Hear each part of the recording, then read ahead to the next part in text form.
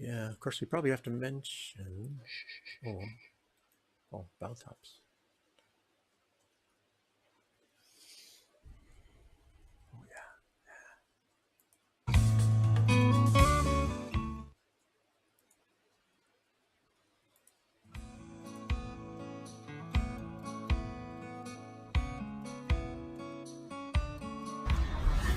Ladies and gentlemen, the show will commence in 5 minutes. While you are waiting, please hit the like button and share the video link.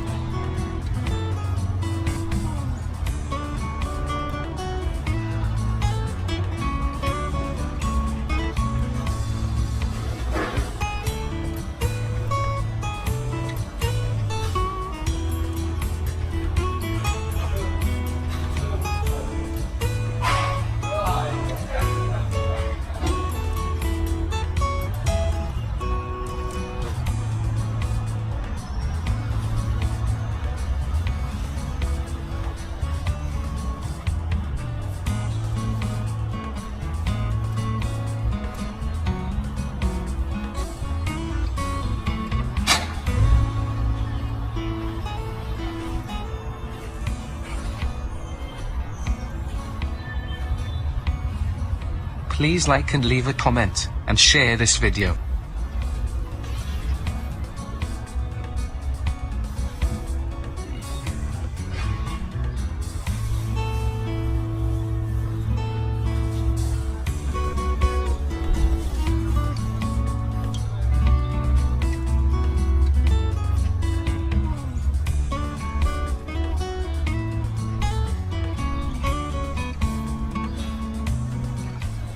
Only 3 minutes until the start.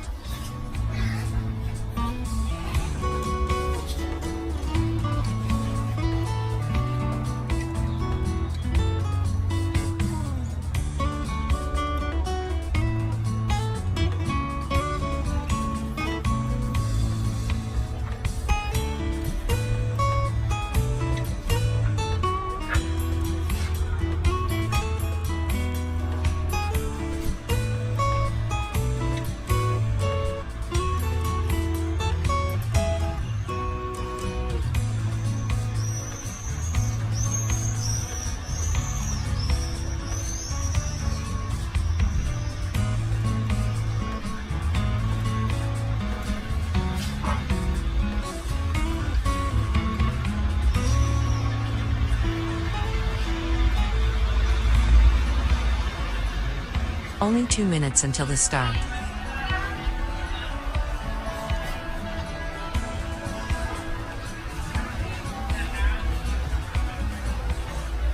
Please like and subscribe to this channel today. And don't forget to share it and hit that thumbs up. Thank you.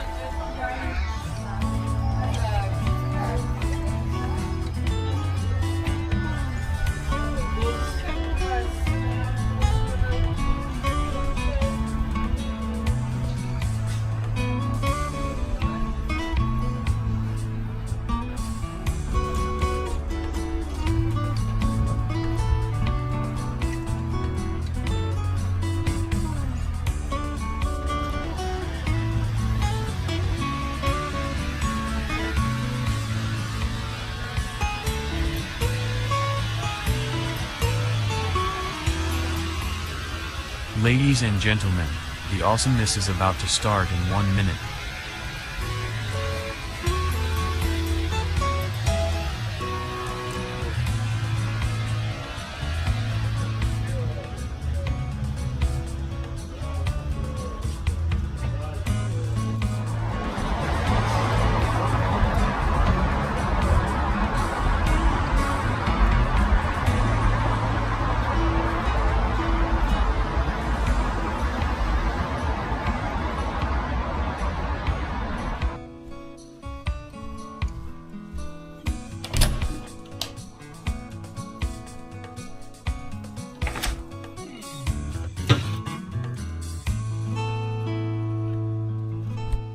Ladies and gentlemen, the show is about to begin. Grab a drink and a snack, sit down and enjoy watching the show.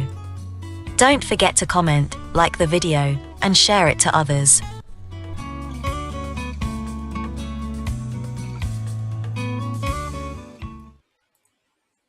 Oh, hello, we're live from Minsk, Belarus, live show 54, still going, 54.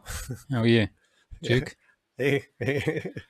Let's get that stuff over with. First, thanks to Rolf in the YouTube chat and the Rumble chat doing the moderating. We appreciate it. I've already forgotten what else to say now. See? Share and like. Share and like. See? Bad. Rolf said it. Bad podcasters. Bad podcasters. Yeah. Oh, if we were like everybody else, we'd be saying, give us money. But we don't. Yeah. We don't. Don't give us money. Just watch. Mm-hmm. No, we're happy with just subscribers, eh?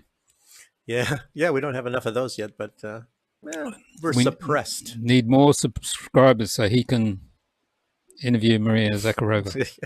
That's our goal. Yeah, That's his actually, goal. we're suppressed. Actually, I mean, we know what was that Last show I after showed the you. last show. After the last show, we were at McDonald's, or what they call here, Mac.by. McBee, and I had a look, and there was 5 likes and 0 views. Yeah, and then there was later on, it was 4 likes. Yeah, and 0 So views. somebody took a like back or something like Yeah. that.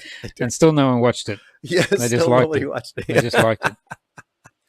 That's incredible. Fucking stupid. Well, Yeah. I had stuff like that with Rumble too. You know, you get sometimes even you get I don't know, like, wow, look at all those views, and you look again, and then like half the views are gone, and it's like, what the heck is going on? You know, I don't know. And then like I said, I always mention, some guy that had 1 billion views, and that's not possible. It's some guy that nobody has ever heard of, some rapper or some sort of a thing. 1 billion views. Come on. 1 billion. Yeah, that's like everybody in the US, everybody in Asia or something like that. I don't know. Well, maybe not Asia. Maybe people like him in China. Yeah. Everybody in China likes him. Yeah, well, Or in India. is there 1 billion people in China? Maybe. Supposedly. And everybody in China liked him, I guess. Yeah. There you go. I was going to say a few things, but I forgot. Oh, here we go. This Sunday, no show. I'm away, and no he doesn't want to do the show by himself. And and next Wednesday we've got John Looney on. Aren't we going to play an old show on Sunday in case people want to watch it? Maybe. We We'll see. might get some kind of entertainment on Sunday anyway. Yeah, and John Looney's on next Wednesday, and we're going to start an hour earlier, so we'll be starting at 7 p.m. next Wednesday, not 8 p.m. Yeah, John Looney, you have to... So to accommodate him, so that's cool. And then on Sunday we should have the other guest we were talking about, but we won't mention him until we get a confirmation. Mm-hmm. Yeah, we should remind people, because Looney's going to be coming up pretty soon, that and we can't tell. Well, he's I think he's kicked off of YouTube, right? Mm-hmm. And he's a very nice guy. He's one of the nicest guys you've ever. Yeah, he's going to give us an listened update. to. He's going to give us an Very update humanist. what's been going on, what he's been doing, what he's heard, all those sort of things. Yeah, what show was that we had him on before? I don't know. 8 One of the early ones. Yeah, look for John Looney, and you'll know who he is and all that. And Yeah, we'll start promoting it in the next couple of days. Okay, yeah. And then so that'll be good. And what else? Raining all day today. That's not very exciting, but it was raining all day today. It's cooler. Maybe it depends on where you're at, because it's here. very strange. Here it was raining all day. I had sometimes rain where I'm at when I get out, on the Autobahn, Autobahn. You're in Germany now. Yeah. I have Autobahn's coming here, but Metro. I always get the two mixed up, and One's above ground, Yeah. and one's below ground. Oh, that's the difference. Yeah. Okay, one is very fast, and Yeah. no, anyway, but but you get to different parts of Minsk, and then you get out and it's all wet, and it's like, dang, it's just sunny where I was just left 20 minutes ago. And for some reason tonight we're all on the Lukashenko fan club. Do we have any? Hey? We're all on the fan club. Yeah. Let people have a look at your T-shirt. Oh, yes. So- What about subtitles? Do we have them? Yeah, they're supposed to be going. I don't know what's going on. What's going on? Okay. Why aren't you working subtitles? Yeah, this one. This could be popular in the United States if people knew what it said. There you go. Yeah, it says essentially take your clothes off and work. Yeah. Like this, actually. almost like that same sort of thing. It has a different meaning in Russian. Well, yeah, well, he means like take your jacket off and start work and things like that. And then I've got this one on, which is Yeah. it says, "I'm a dictator. I don't understand democracy." Yeah. Because they're always calling him a dictator, so he said, "Yeah, I don't understand democracy." There you go. Yeah. As a joke, but people take it real. So, Mm-hmm. for some reason, we're all wearing Lukashenko stuff tonight. Yeah. That's the fan club. Yeah. Somebody said that to me a little while ago. Yeah, my wife said that all the time. She goes, why don't you just start a fan club? So there you go. This is not from the other side. It's the Lukashenko fan club tonight. Yeah. Anyway, let's go. Speaking of Lukashenko, while we're doing this, the president, Mongolia. He was in Mongolia, and I'll just play this bit. Монгольская национальная лодка, она сделана чисто из природных ресурсов. И одна вытяжка, она составляет где-то 20-30 килограмм. No pulleys on that one. It's a real boat. Гости, дамы и господа, вы находитесь на площади стрельбы из лука. See the tall guy behind the short Mongolian? Next to him on the left? That's the president's son.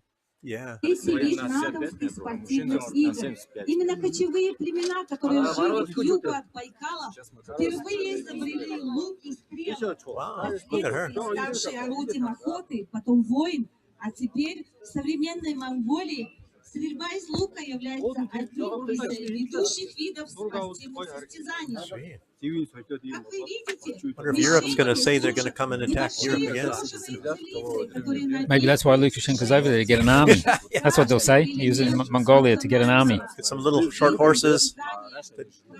People ride on the horse Yeah, 24 hours a day. yeah. Lukashenko's new Mongolian army to attack Poland. Yeah, they used to be able to shoot from horseback and did everything on horseback. They practically lived in the saddle in reality, those Mongols, in the old days. Именно во время правления Чингисхана при создании Великой Монгольской I think империи he'd be better off throwing an axe. отбирались It's normally his weapon of choice. 3 лет монгольские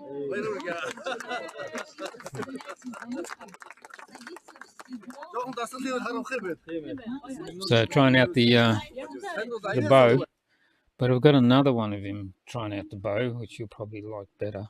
Don't know if you've seen this one. Hang on, let's grab this one. As long as it's not an axe. Oops. So here he is again. So you watch this one. Oh, that's a bigger bow. Watch.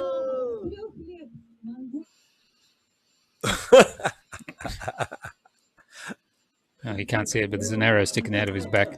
Yeah. I remember somebody doing golf. I think it was Trump, and then they Hitting the ball. Yeah, the ball kept kept stumbling up the stairs. He was hitting balls and kept hitting him. He was falling up, stumbling up the stairs. Yeah. And what does the president do every time he goes to every country? One thing he always Picks does. his dog. You mean? Or... See, I bet he sometimes uses the toilet. He eats. He come on, gives 2 tractors. Oh, There you go. yeah. So he gave them 2 tractors, 2 Belarusian tractors. Okay. It's also near where I'm at, I believe, the factory. Unless there's multiple factories. I don't know. There you go. But they're all over in Minsk anyway. What, the tractors or the factories? The factories that are making these tractors, I can see them different parts of Minsk. I don't really know. Yeah, and then after Mongolia, he went to where? Oh, I can't pronounce it. Irsk. Yeah, not Utursk, Yursk. I don't even know. Yeah, here he is arriving there on another business trip. Today he was at the plane factory where they make the fuselages for the SUs.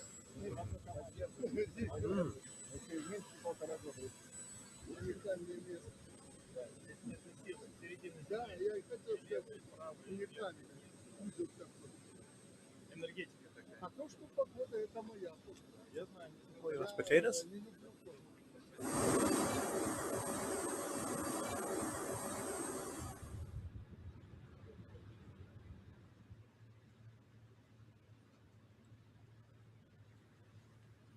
Anyway, so he's there for a business trip. He does a lot of work compared to some of the Western leaders. I can see that. I don't even know how he keeps up. I mean, when he's in Belarus, as you know, he's one day he's here, and the next day he's over there. And what the Yeah, heck? so he's in. This is the aircraft production place. He's in there having a look around because Belarus wants to start making some of the Russian aircraft, the military stuff, apparently. And we've got something weird here. You know, on the border here, the border to Lithuania. Oh. So, you know how there's still trains going from here to the port with Chinese goods and a few other things. Well, they turned this carriage around and sent it back to Belarus because it had a Z on it. Oh, boy. So the Lithuanians disconnected it from the train and made them send that one back because it had that Z on it. That's it. I can understand that Ukraine might not want it, but So, yeah. Gosh, Can you believe that? just for that, yeah. Instead of just spray painting over it themselves. Yeah, that would have been quicker. Yeah.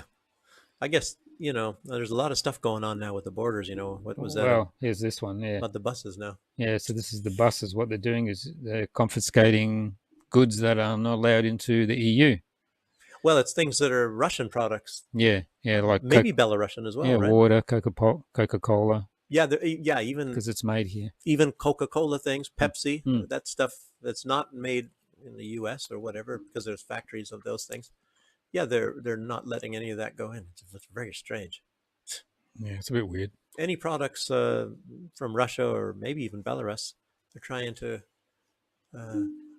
I think it's mostly food products. See, there's a Coke bottle down there. Yeah, bottles of water, which is a Coke product. Bon Aqua, that's, I guess, Coca-Cola makes that too. Yeah. Well, I don't know. It's getting a bit ridiculous. Yeah. So that's at the Lithuanian border with the buses, apparently. I wonder if they're doing it with the cars. I don't know. I'm not going to hold my breath on anything. You know, all kinds of silliness coming and going, and you know, I mean, it's like every day they think they change something too. Yeah, and of course we saw this one ages ago. It's always good to revisit this one. Oh yeah. Do not risk your safety. Do not travel to Belarus. You may fail to come back because you'll find some beautiful. Because you'll find life's nice woman there, and or life's better here than in the West. Yeah. See, look at this. Look, traveling to Belarus is danger. Dun, dun, dun. Yeah. When there was another one, you know, I think it was going towards leaving Belarus or something, occupied by the Kremlin? That's leaving Vilnius on the way to Minsk. Yeah, it says. Oh, you're entering. It says Minsk, and then in brackets it says occupied by the Kremlin. It's like, really? What do we say? Vilnius occupied by Washington. Exactly. So, which is the very truth of it, actually. Yes. But anyway, so what else? That's about it. The Gomel region's apparently getting ready for some activities. Some activity war zone or something. I don't know what's going on there. So, well, you know what I've started thinking. Well, what would be going on? You know, the border is heavily mined. Belarus has no intention of invading anybody at any time. I don't know. They keep invading countries every month. Yeah, that's right. That's right. Lukashenko. I mean, he did. When did he started it in? He's invaded 400 countries. Yeah. But anyway, it's. I'm wondering if this is some of this program. You know, that maybe this long range stuff and all this stuff. You know, they're talking about. Oh, now Ukraine is able to supposedly officially invade Russia with longer range and all that sort of thing. I wonder if that is implying that they're going to do something in Belarus as well. But I think it was they actually don't have a huge, very, very, very bad relationship, I guess, as Zelensky and Lukashenko. He got really ticked off at him once. Remember when they attacked that Russian plane? It was at an airfield in Minsk, and of course then they moved it. But they tried to attack it, and I think they did some minor damage, but there's nothing the plane flew and moved to some other place just in case they got another idea. And Lukashenko said, you Zelensky, we know you were involved in that. Don't try that stuff again, blah, blah, blah. So, and as such, then they changed the laws for drones here. Yeah. So you can't fly drones here anymore. Well, I think a lot of this stuff is one reason why Zelensky doesn't mess so much really with Belarus, is because he knows that it's very possible that if he pisses off the government here, that they can use Belarus as a staging ground for sending troops into Ukraine. And that would not go very good because it's not that far from Kiev. Belarus border is not far from Kiev. And I think that would turn up to be a nightmare just thinking about it, wondering when the troops are going to come across and be there in less than a day in Kiev. And of course, Lavrov the other day said, we do not rule out additional steps in the sphere of nuclear deterrence because our command centers and the locations of our nuclear forces will be in the range of American forward missiles. That's a bit of a warning. Yeah, and there's more we'll talk about a little bit later in the show about nuclear stuff. Yes. So let's get you up and running. Where's your first one? Here we go. My stuff. Oh, well, the first one, don't worry, because I'll go into like a big spiel of. Okay, start your spiel. First, okay. Yeah, I'll even give you the floor. Ready for this? The floor. Ta-da! There you go. Look, you got the whole screen. There I am. Okay, I'm going to first talk about an article I read. Be quiet. Okay. It's like I'm trying to golf or something. Yeah. I'll try not to talk. Yeah, okay. But I won't interrupt you. There he goes. Okay. I was reading an article on RT today, and it had a few things, very interesting about, gets your attention. Biden was saying, Ukraine, he pronounced, Ukraine might not join NATO. And I was like, Anyway, it says, many of you live in countries that have freedom of speech, where RT, of course, is banned and Sputnik is banned. Some countries, such as France, don't even allow us to see Rumble. Rumble is even banned there, which is based in Florida. Anyway, in the article, Joe Biden brags not about Ukraine, but Finland. He claims, and it may be true, that Putin told him that he wants the Finlandization of NATO. And of course, the bragging that Biden was using is he said he caused the NATOization of Finland rather than the Finlandization of NATO. So it's like, and if you think about what that means, what does that mean? Well, you have to look up what is Finlandization. It's not like Balkanization, which is the goal of NATO to do to Russia. And of course, we talked about that a number of times. Breaking it up. Yeah, into various countries. But the Finlandization is, well, you have to know about the history. So that's why I looked this up to be a lot more exact. You did some homework. Yeah, this time I did some research. First, you have to go into some history. That's the West purposely does not tell people, the people in the West, such as what happened in before World War I. Finland was a part of Russia. Even though it was a separate entity. Ukraine was more a part of Russia, obviously, but Finland was a duchy of Russia. It was part of the Russian Empire, and after Germany sent Vladimir Lenin, who was in Switzerland, originally, sent him to Russia. And it was very interesting how they did it. It was a closed train car. And of course, they sent him there to destabilize Russia, and of course, that's what happened. And, it's a big history there. Let's not get into that one. And Russia, was weakened, and Russia declared. Wait a minute. What the heck did I write here? I think I got lost on this thing. But anyway, it was weakened. So Finland, which I didn't write, declared kind of an independence, from Russia. And at that time, I think it was like policy even that Lenin let that happen. And it even allied itself with Adolf in Germany in World War II after that, and in the next war, World War II. And around 1939, as Stalin feared an attack by or through Finland, as it was only like 30 kilometers, I think, to Leningrad from the Finnish border. I think it was 30 kilometers. Which is now St. Petersburg. Yeah, St. Petersburg now. And, the Soviets were biting their fingernails wondering, and of course they actually were right, because actually what happened later. So they tried to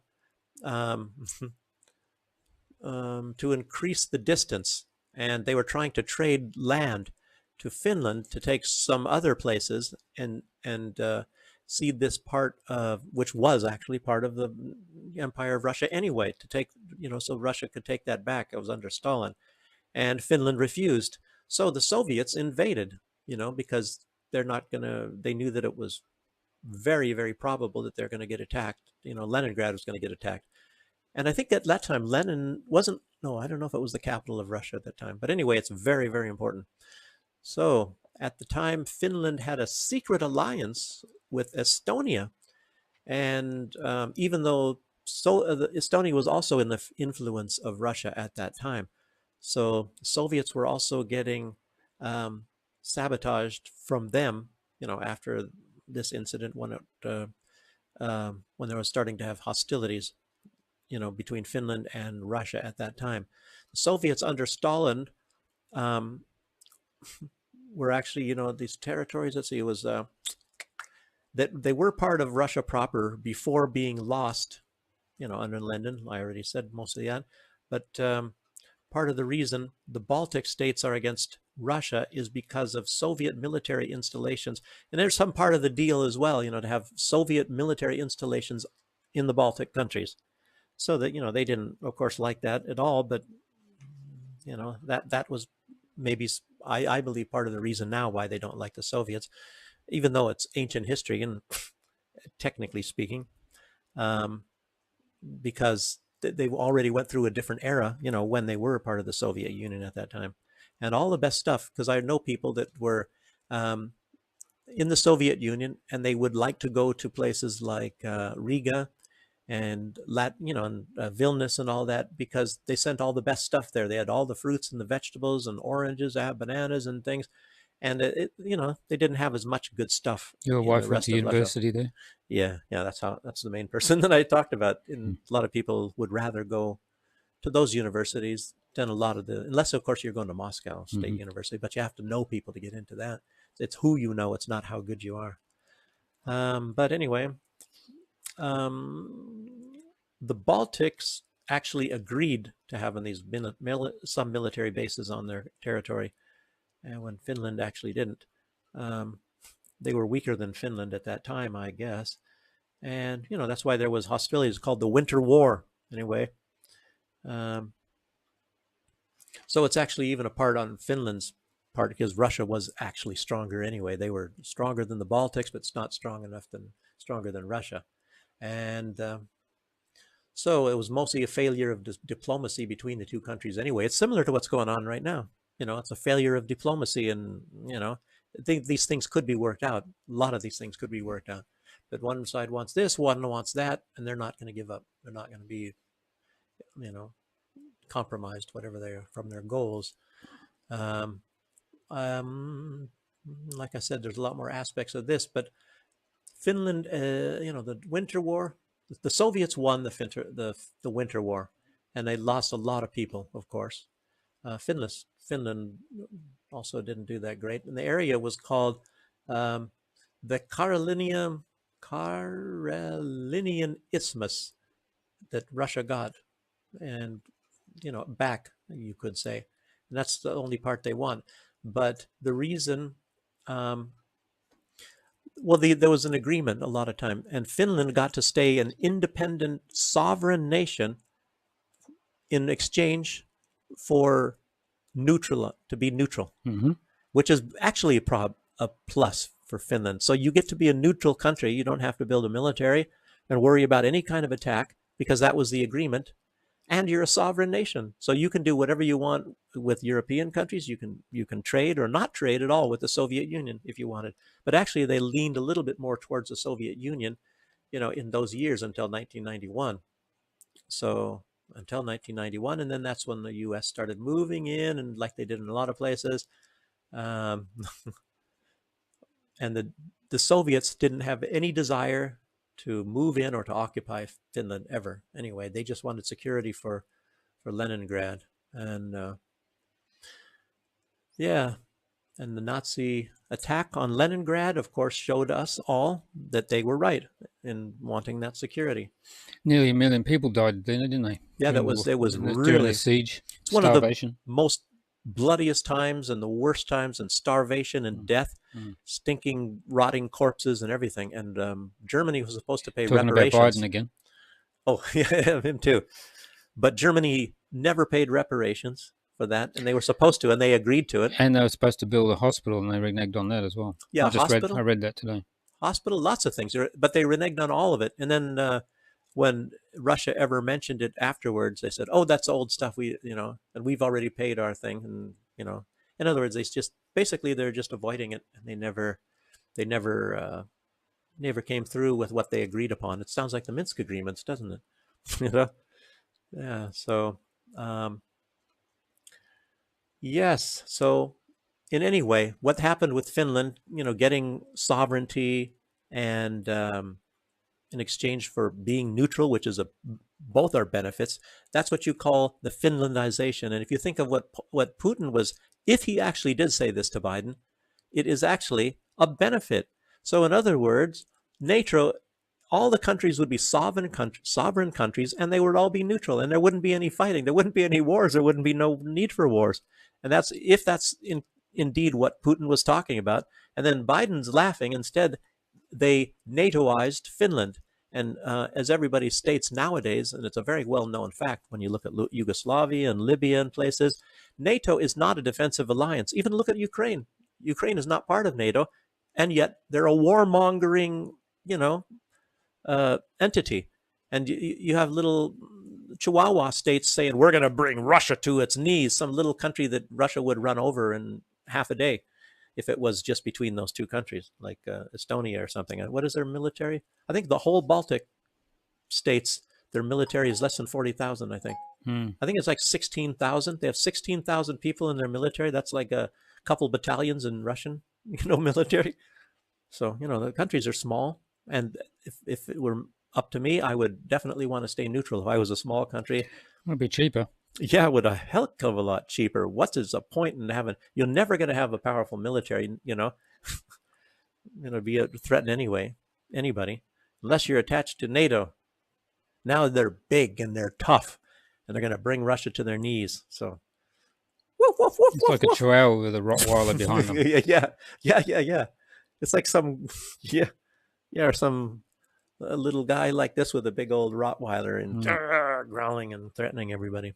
So anyway, that's the Finlandization. So you understand that. And now, and I told you what, what that was all about, and what Putin actually wanted Finlandization, if that is actually true. Like I said, I didn't see that anywhere, but that's what was claimed by Biden. And you might not believe it or not, but today, Frau Genocide, we have a video, I think, of that. Frau Genocide, that's the first video, I think. You didn't miss one? Nope. She was in Finland, and you can see what happens in the video. But some people actually are not for,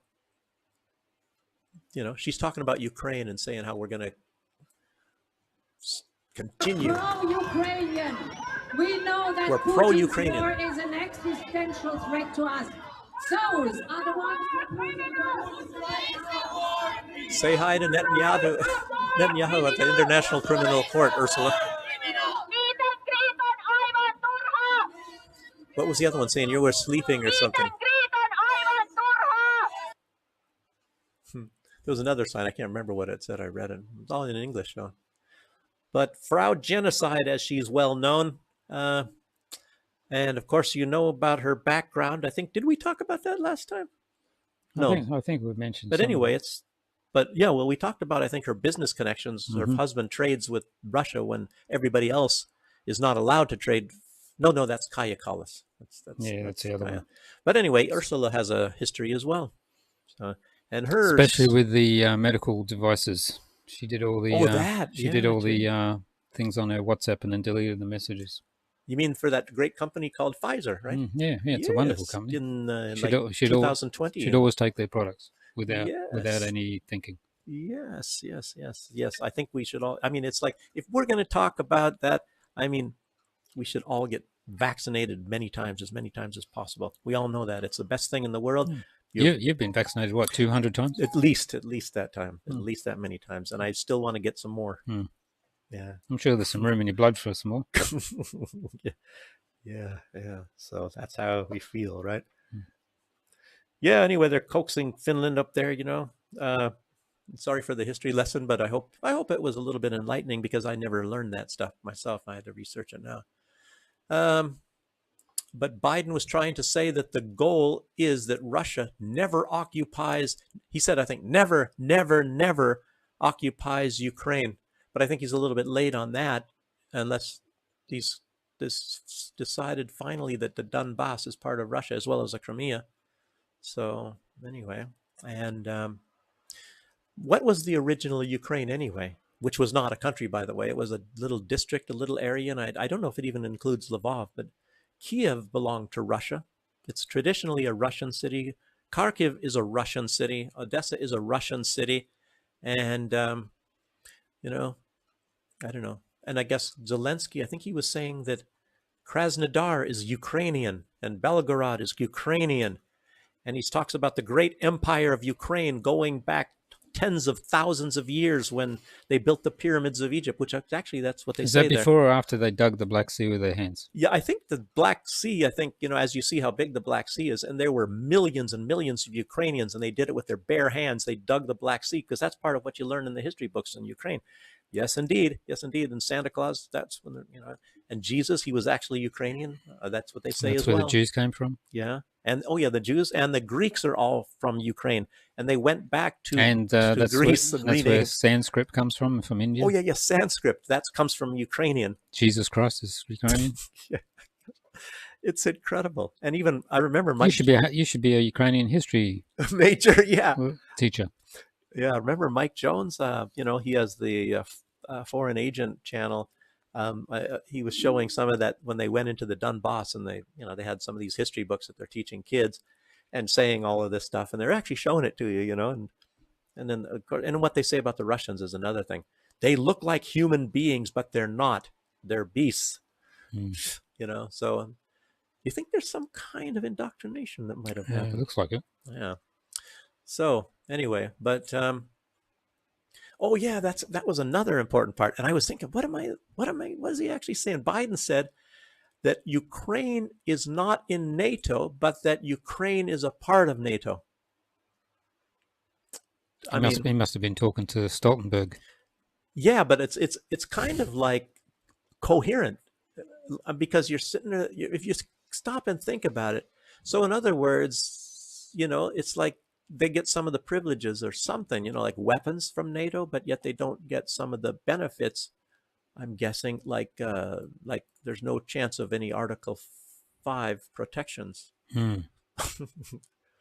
Yeah, part of and in. I guess you have to realize what is the definition of part of and what is the definition of in. I'm thinking, wow, did Biden really say that? Pretty good.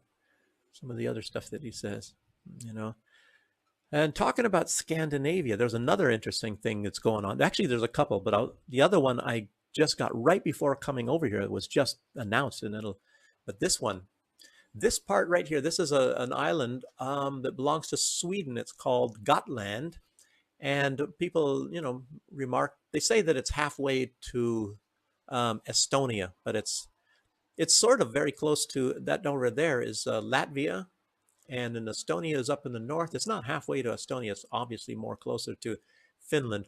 But this island is what there's a treaty, and it's not ever supposed to be militarized. But now NATO, since Sweden just joined NATO, they're talking about turning this thing into a huge military operation. The whole entire island basically is going to be nothing. I mean, a huge military thing. And not only will they have nuclear missiles aimed at in a certain direction. So they're breaking another treaty. It's whenever it fits. The treaties are only good for the United States and the West.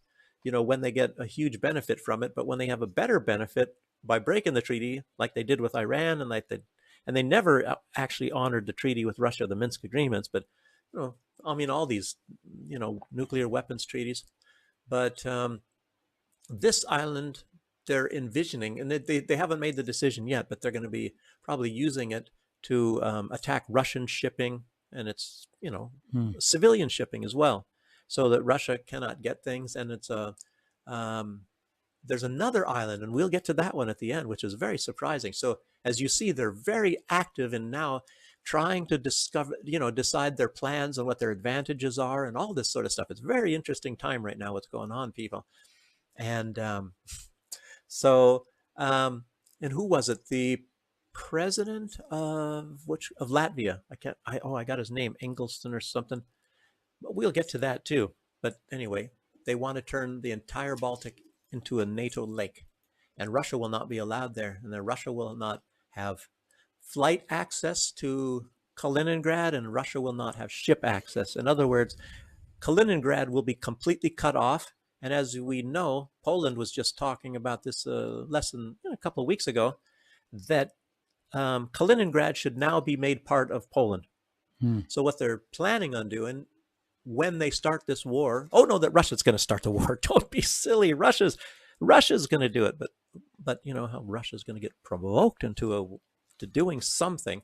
So they're going to try to take Kaliningrad, I mean, they're really obsessed with this, and Kaliningrad in its position is it's kind of a weak link for Russia, because here they're talking about the Suwalki Gap, through Belarus to get there, and now they're thinking, Russia will not be allowed to use the airspace of, because it's surrounded by NATO peoples, and then cut it off from, in other words, that's what it's going to be. And it used to be part of Germany at one time. That was Königsberg.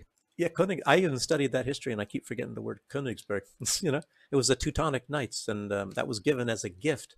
At that time, it was given to an Ascani, the older dynasty of that part, not Germany. Germany wasn't a country at that time, but the early controlling dynasty of that portion of Germany was the Ascanians, and they died out. The last king, or the one that was supposed to be on the throne, was Valdemar, and he disappeared, and there was pretenders, people coming up and saying, I'm Valdemar. It was an interesting kind of things. You can make a movie about it in Hollywood. But later on it became part of Prussia, or Brandenburg, and then Brandenburg became Prussia, and Prussia then unified Germany under Kaiser Wilhelm and Bismarck around those old days. But anyways, I like that history. I created my own history course, believe it or not, from that, because you're not going to. They didn't teach that at all either in the West. So I got to do individual study. It's kind of like graduate courses. And I did very well on that, to be honest with you. I'm bragging, by the way. Yes. So Gotland, I already jumped through.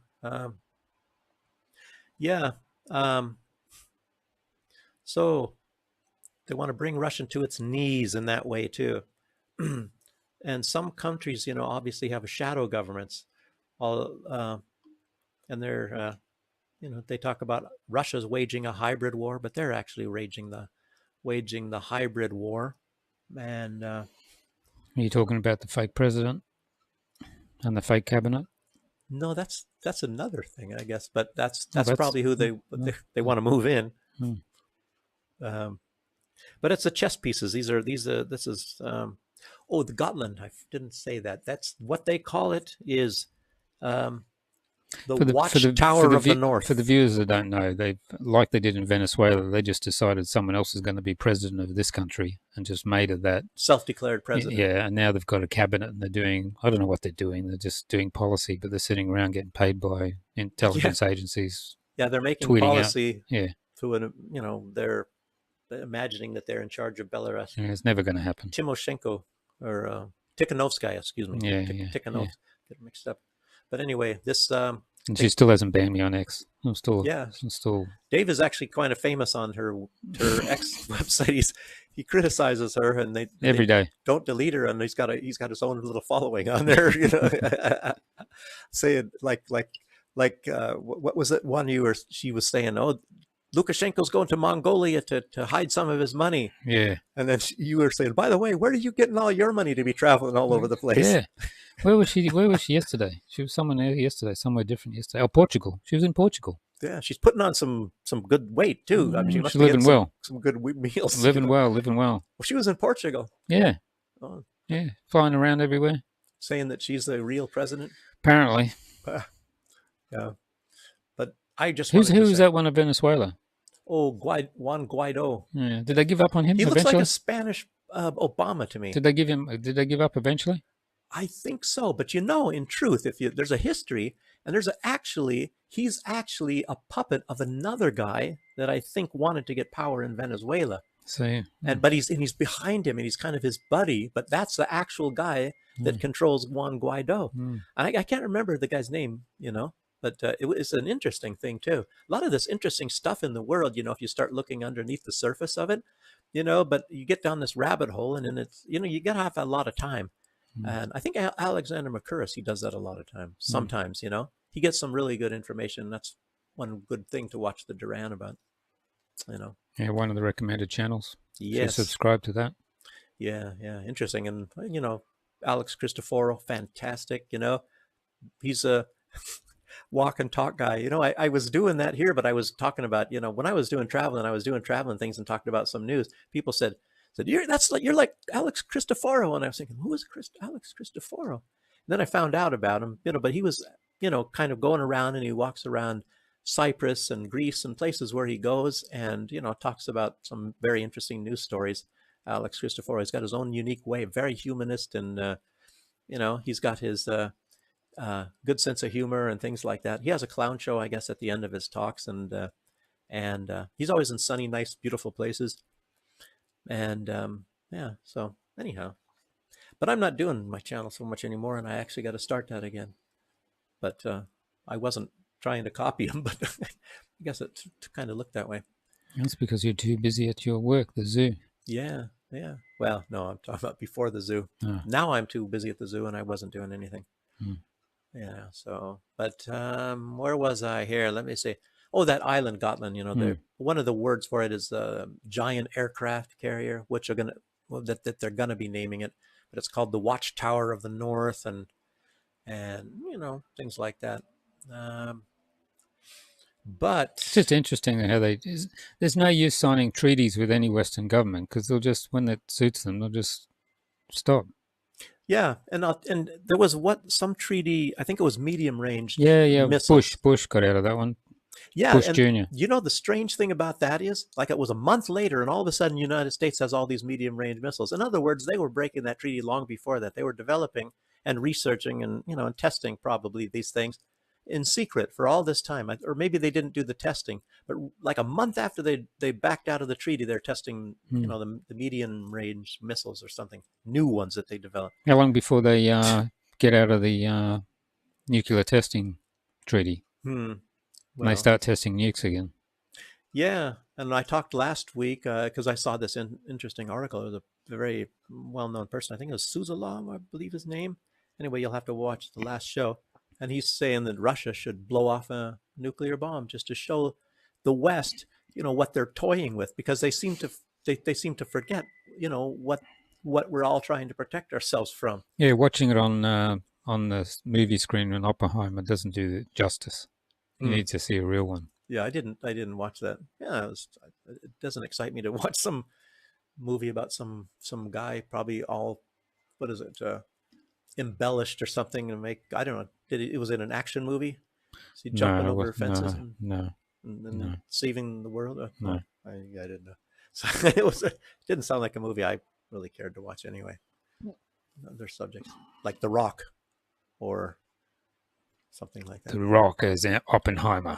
Yeah, The Rock. Yeah, him playing Oppenheimer, you know, or Hercules or something. Yes. Yeah, but anyway, so they're all going to bring Russia to its knees. And Germany. Germany is also one of the many countries. And there was something about a former, I didn't write this down because I saw this and it was in German, even though I could mostly understand about everything. But it's like a former vice chancellor, and they're saying that they should destroy Russia. They said, like we did with the Soviet Union, we should destroy. And he's actually been to Russia, and he was friendly with Russia in some of the past times. And now he's... Who's his parents and grandparents? His name is, what was it? Gabriel. Did you look up who his grandparents were? Who the guy's grandparents? Well, I'm sure you'll know. No, I don't know. I was just wondering. I mean, we'll know. We'll know. I'm sure they had a past. Past, yeah. Like most of the people in the EU. It's really strange. It's really, because there's a lot of people that are connected with some... Should have listened to Stalin. Yeah. People have to find out what you're talking about when what Stalin was wanted to do, but didn't. Yeah, but what else? What's interesting about that is, like Eisenhower's disgusted, obviously, but then they killed how many? 1 million in the prison camps and all that. And the Americans. Yeah. Nobody talks about that. No. Yeah, the United States was not normally. I think the United States, if you were lucky, because I've talked with people that were in, like one was in a French prison camp after World War II, and he said that you actually just had it a little bit better if you were in an American one, and the French wasn't bad, but the Russian ones were really bad. My grandfather, he was fought on the side of Germany. It wasn't a Nazi or nothing. Well, he actually was. But he was in the Nazi part. I mean, but the deal is he wasn't any big officer. Yes, he was a Nazi. Well, I was, because Nazi at those times before the war was a work party. So if you wanted a job to be making roads and, building roads and railroads and stuff. Yeah, you had to join the party. It's like joining the Communist Party, I suppose. And they were in the rural areas, rural areas, so it was nothing to do with You heard that tonight, folks. We've got a descended Nazi in the studio. Oh no, Ursula, I'm coming. Ursula, protect me. Yeah. Next show he'll be wearing a uniform. Klaus. Next show you'll have to be wearing a uniform. Penetrate the cabinet for me, Klaus. But no, but anyway, he was in a Russian prisoner of war camp, and I guess he was a good shot, so they cut off his finger. The Russians did, so he could never, supposedly, obviously. It has to do with your coordination and your breathing and all that stuff. So he could, if you wanted to, you could shoot with another finger. But he was a cook, so he got very lucky. I was in Vancouver once at a B&B at a Germans, and they were, we were having dinner, and they were saying, "Oh yeah, my grandparents had to go to South America after the war." I was like, "Oh really? Really? Okay." Yeah. Okay. Okay. Yeah, mine went after the war to. First to, I think, Ireland for a very short time, and then to the United States. Oh, I'm talking about a different war. I'm talking about the French Revolution. Oh, right. Yeah. Actually, it's true. Oh, is it? Yeah. It's absolutely true. And if you look up Channel Lock Pliers, I shouldn't say that. Then people will know my last name. You'll find out the inventor was a relative of mine. He invented a lot of tools, and he was bought out by your last name guy start with H, end with R? No, but my great grandfather's, I guess originally for a while his firm was bought out by this guy named Howard Hughes. Oh yeah, Howard Hughes. Yeah. And it was in Pennsylvania anyway. But anyway, forget that stuff. That's me talking about that stuff. It's not important. Germany is a country. Oh, did they go across to America with Operation Paperclip? Yeah. It was not Gladio. What was that? Gladio? Was it? No, just all these things. And I tell you what, Dave, I've got them all mixed up. I don't even know anymore about all these Operation this and that. I don't even know what Paperclip is anymore. Oh, that was taking the scientists over, right? Okay. Why they call it Paperclip, I don't know. Why didn't they call it test tube? Anyway. So, getting all the scientists. But actually, we'll just mention this too because it's coming up right now. That's what happened to Belarus. But it was during the war. They took all of the best engineers and everything, and they took them all to Germany, and then also later to the United States. So a lot of people will talk about Belarus and why it's not some big, highly advanced country like I mean, the United States or whatever, but because they took all the engineers and everything during and after World War II, and Belarus, and most of their population was decimated. And it's only actually, to be honest with you, in my opinion, around now that Belarus is actually recovering from what it had gone through in World War II, losing most of its population, losing all the most educated people. And during a lot of these times, a lot of people, because of the process, of the building, the time it takes, a lot of people, just gave up, and they would be going to the West anyway, because they didn't want to sit around waiting for Belarus if you look into it, there's a lot of people in America, like Larry King. Grandparents come from here. I didn't know that. Donald Trump's son-in-law, grandparents came from here. The founder of West Point, wasn't he from here? No, that's well, he moved to here, maybe. No. Trump's son-in-law, his grandparents Kushner. are from here. Yeah. Okay. Yeah. No, but West Point, the founder of West Point. Yeah, he's from here. Well, it was part of Poland, but now it's part of Belarus. Okay. Well, there's more too.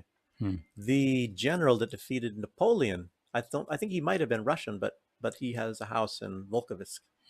That's where he lived too. So, but anyway, forget about this stuff. MGM, movies. One of them, MG or M. I'm not sure which one. He's from here. Yeah, I heard about that too. There's a few. If you go through the list, there's just lots. Yeah. So we're on a tangent. We're digressing, I guess you call it, right? Okay. People. Anyway, Germany's trying to make, it's just like all these Baltic countries and all the Western countries. I mean, except for, of course, Slovakia and Hungary, but they're all trying to make their people fear that Russia's going to invade when they're done with Ukraine. I think that was a big thing this week. Right after that, Biden even said that. He just said that in that little speech that I was talking about, where he's... Isn't there 11 countries that Russia's going to invade? One of them is Kazakhstan and all these other places. Well, I saw that one was Kyrgyzstan. They're talking about, some of them say Poland, and then it's going to be Romania, and then some are going to say the Baltic countries, then some Kyrgyzstan, and then Kazakhstan. Russia's going to be really busy. Really busy. They're saying they're going to attack all these countries. You know why? Because they need more land. Yeah, that's right. Russia hasn't got enough land. They have a deficit of land, and they need resources because they don't have the resources. No, they don't have resources. They don't have gold and oil and uranium and platinum, titanium, and palladium. The biggest amount of palladium in the world. They don't. I mean, that's like almost the same price as gold. They don't have that here. So they need something that some other people have. They just haven't figured it out yet, but they want it. Land. Yeah, land. That's what they want. They want more land. Yeah. More land. Need more land. Yeah. They don't need security. No. Yeah.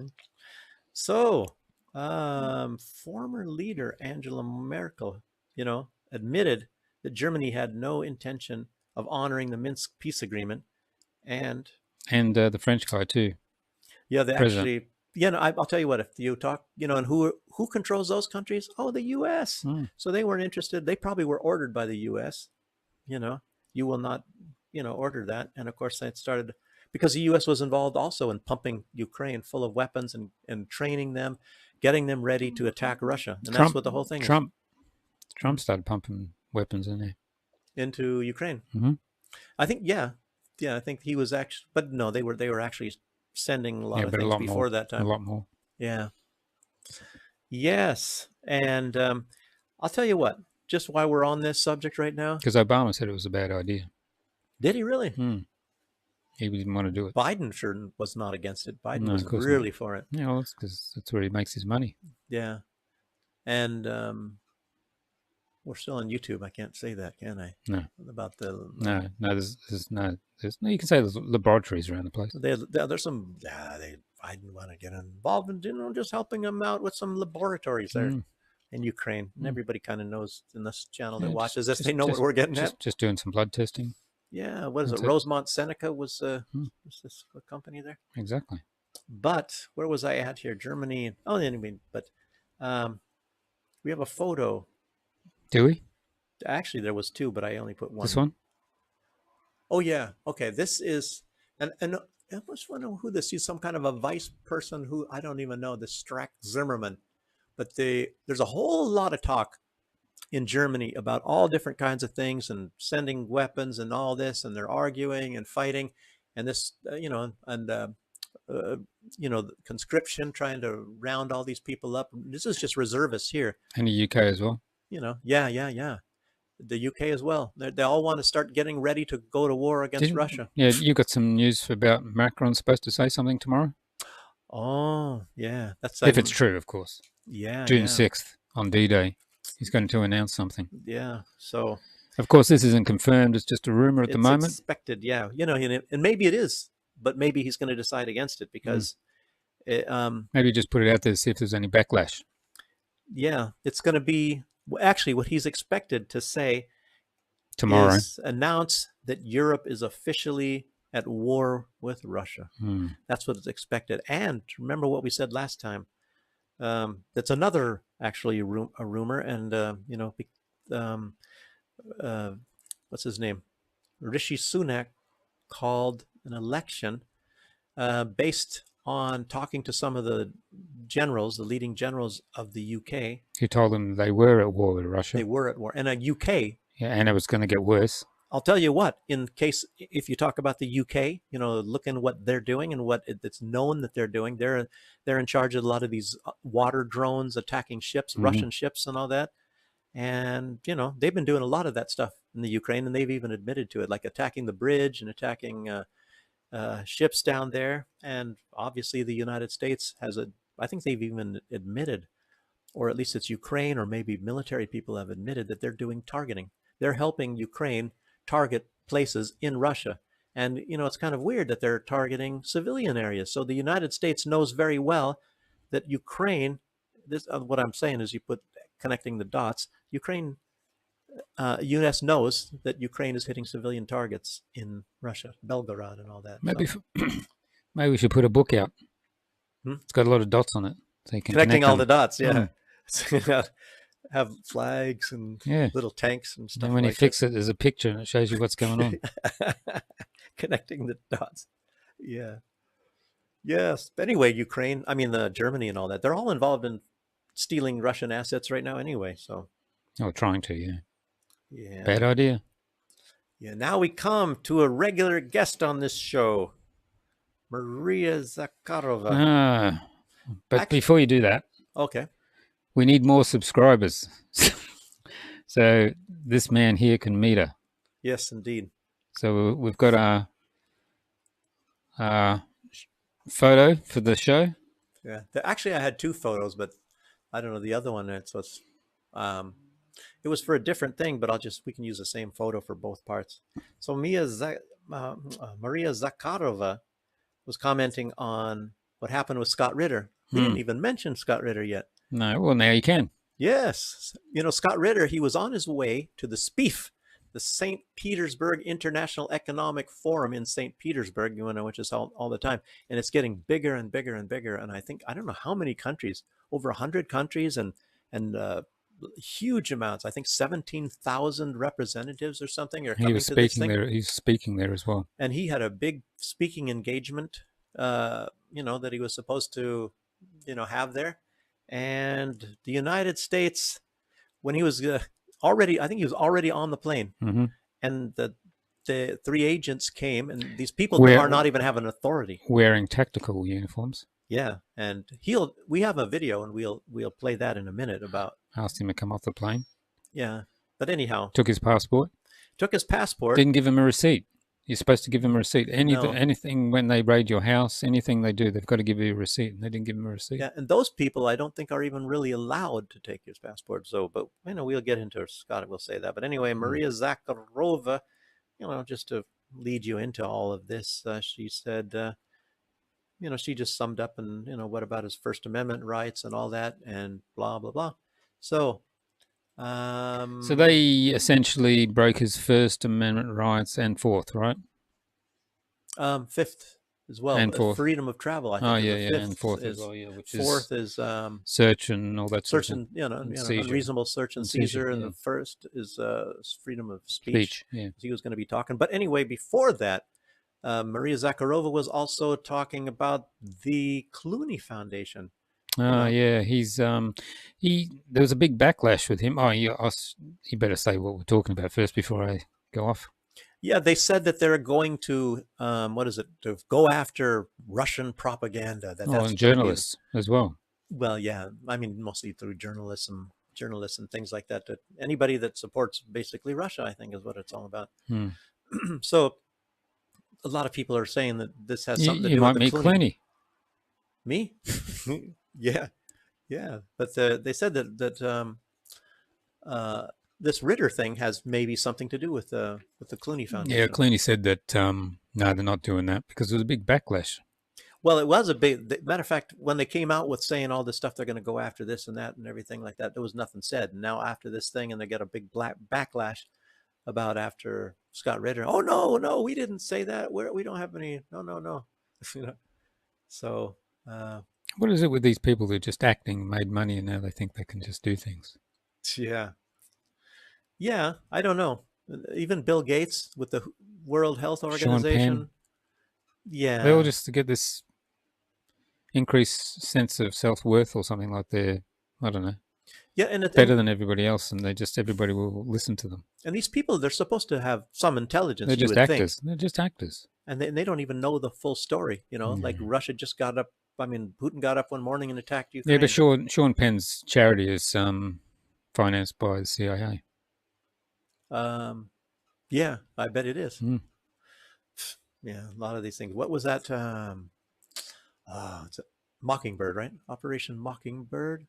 That's what I said. I can't remember all these things. Can't keep them all straight. That was when the CIA was infiltrating celebrities and journalists and everything, and they had even people on shows that were CIA agents, and you thought that they were news presenters and things like that. Very strange stuff. And these people, they're just kind of... It's like that journalist locked up in Russia at the moment. Yeah. He was getting secrets. He was in a city where they were making weapons and tanks, and got some information. He was going, no, I'm just a journalist. Yekaterinburg, New York Times. And they caught him red-handed. Yeah. With certain plans and all that sort of thing. It's incredible. Yeah, I'm just a journalist. In America, saying, he's just a poor guy. He was just over there, being a nice guy and everything. No, he's a journalist. New York Times, I think. I think Wall Street Journal. Oh, was it? Yeah. They're all rags. Yeah, it doesn't matter. They're all the same thing. But let's see. Anyway, I don't know if the Clooney Foundation really had anything to do with Scott Ritter. It just may be a coincidence that they came out with all this stuff, and then right after that, and seriously, I don't know if they... How come the Clooney Foundation hasn't been saying anything? Because his wife is a human rights lawyer, right, in London. They haven't said anything about Gaza or anything like that. Yeah, Clooney was also the guy that said everybody should invite and have migrants in their home, and yet he's got all kinds of houses, and there is no migrants in his houses, There's no room. There's no room. Yeah, they're too... The rooms he needs... They're too big. Yeah. I think he needs 20 square feet, to walk around and, at the very, very minimum or something. Yeah, exactly. Yes, but let's see. Well, where is this thing? What the heck? Oh, well, I got a little bit later. We could play the Scott Ritter thing now if you wanted to. Yeah. But I was... Why not jump the shark? Where is he? Yeah, I don't know what number I had him on originally. I've got him. Okay. If it's the right one, of course.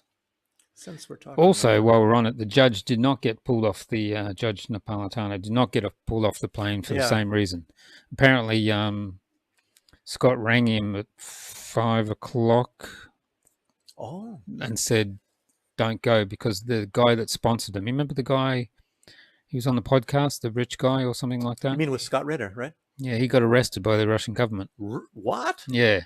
So wait a minute. The guy that was taking Scott Ritter around and took him to Chechnya and all that. Yeah, I think it's him. He got arrested. Yeah, by the Russian government. And so Scott said to the judge, "Oh, don't go because I don't know what's going on," and that's why the judge didn't go. Huh? But that guy, that's I think it's that guy. Yeah, but that's well, we'll find out. That's what he's talking about. It was that's weird. Yeah, his sponsor. Yeah. Oh. I wonder if it was a different sponsor, American sponsor or something. No, it's that guy in Russia, I think. Huh. Oh. Anyway, so that's why the judge didn't go. Oh.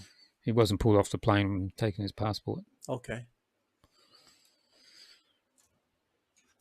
On June 3rd, 2024, I was planning on traveling to St. Petersburg, Russia to participate in the St. Petersburg International Economic Forum.